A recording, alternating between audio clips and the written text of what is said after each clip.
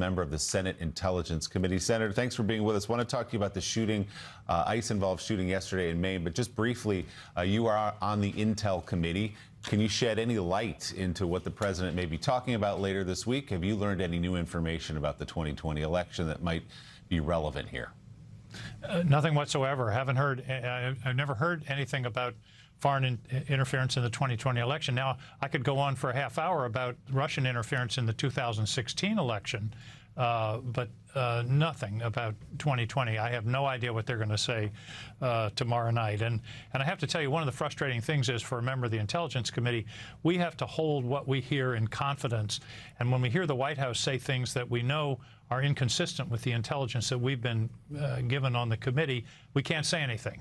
And I just have to share that. That's a continuing frustration with this administration. Wait, so you're telling me if they lie to the American people, you can't correct them? Well, I would never say that, Joe. No, that's right. I'm saying if they lie to the American people about matters of intel that you know the real story on, you can't correct them because you would be revealing classified information, so they just go around lying all they want. Exactly. It's very frustrating when I hear things being said by the administration, by the Secretary of Defense, or by the President that I know is inconsistent with the intelligence that we've seen, but I can't say that because I respect the confidentiality of classified information. And is the director of the CIA really going to stand there on national television and let the president lie about the 2020 election? We will see. As we've been discussing, Senator, all morning, growing calls in your state for justice and transparency after an ICE agent fatally shot a man in Maine yesterday, marking the second deadly ICE-involved shooting in the United States in less than a week. Immigrant rights groups identified the victim as 26-year-old Juan Sebastian Guerrero of Colombia. The organizations say he'd been issued a Social Security number and was authorized to work in the United States legally. Initially, federal officials said Guerrero was the subject of an arrest warrant, but later, Senator, you confirmed that Homeland Security Secretary Mark Wayne Mullen told you the victim was not the person ICE agents were looking for and that the agents were not wearing body cameras. So for people just waking up to this story, Senator, can you kind of walk us through what you know at this hour? Well, number one, it's a real tragedy. This was a young man who was married, had a 3-year-old daughter, was working, and wasn't the target of the investigation. They were going after the wrong person. And we don't have much in the way of facts, except that this fellow was killed driving a car. And there's a lot of law about law enforcement officers shooting into cars. You're not supposed to shoot into a car unless there's imminent threat to yourself or to others. And it was really interesting.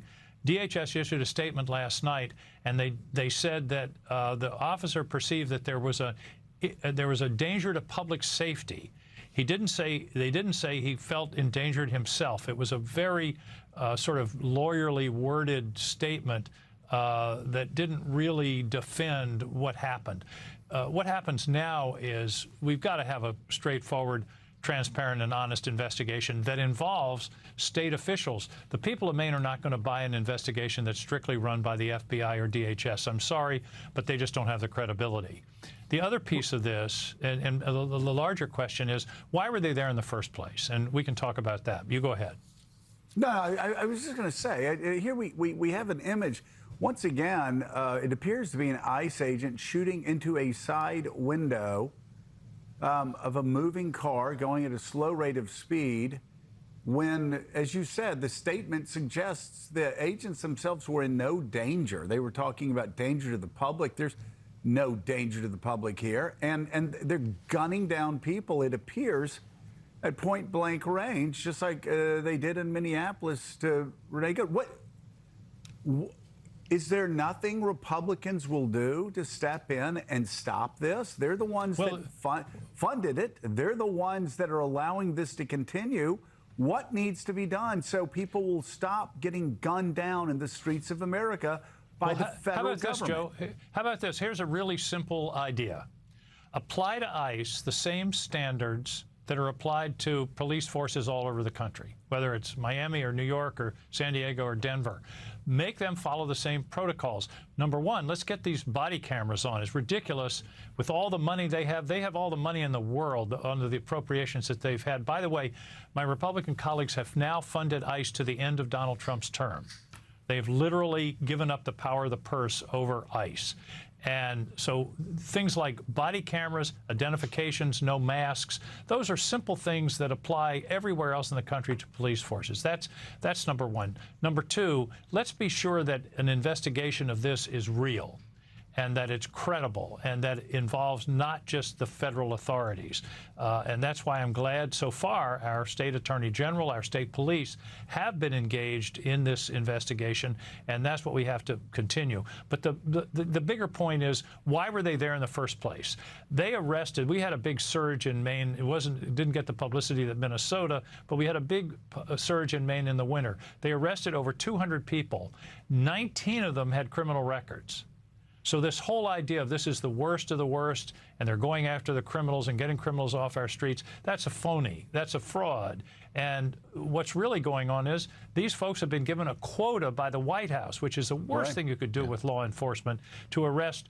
It was 3,500 a day. Now I hear it's 2,000 a day. But when you do that, give that kind of quota to law enforcement, you're almost certain to get bad results. So they shouldn't have even been Biddeford in the first place. Biddeford is a wonderful town. It's up and coming. It's a very dynamic town with, interestingly, a lot of immigrant roots going back 100 years. So they shouldn't have been there at all.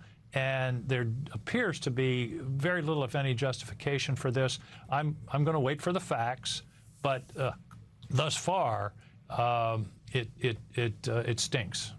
We will join you in waiting for the facts. Not only is it not the worst of the worst, in the recent cases, it's been the wrong person, and in this case, someone who was working here legally. Independent Senator Angus King of Maine, thank you so much, Senator, for your time this morning. We always appreciate it. We'll talk to you soon.